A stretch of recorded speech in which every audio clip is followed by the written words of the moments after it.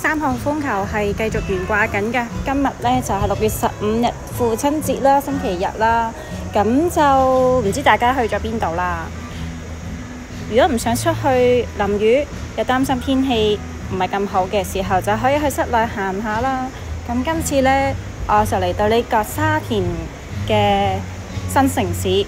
咁裏面呢，就整咗一個咖啡市集，可以去參考一下、欣賞一下、taste 一下。咁見到啦，已經其實聚集咗好多人流啦。因為其實呢，咖啡呢樣嘢都好普遍啦。有時呢，即係咖啡可以令到我哋提神啦，又或者呢，即係品嚐一下咖啡嘅苦，會發現其實人生都唔係咁苦啫。睇下你點睇啦。咁然後呢，其實都有唔同嘅即係咖啡嘅供應商啦。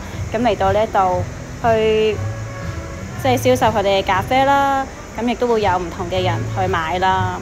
咁稍後嘅時間呢，亦都會見到即係邊啲鋪頭比較聚集得較多人嘅，通常都係一啲嘅免費飲，你望到㗎啦。稍後就係會有，例如 Starbucks 啦，排隊就可以有個免費嘅一杯小咖啡俾你品嚐一下。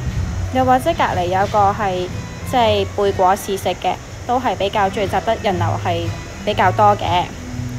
中間仲可以有啲位置俾你 sit in 休息一下、坐一下。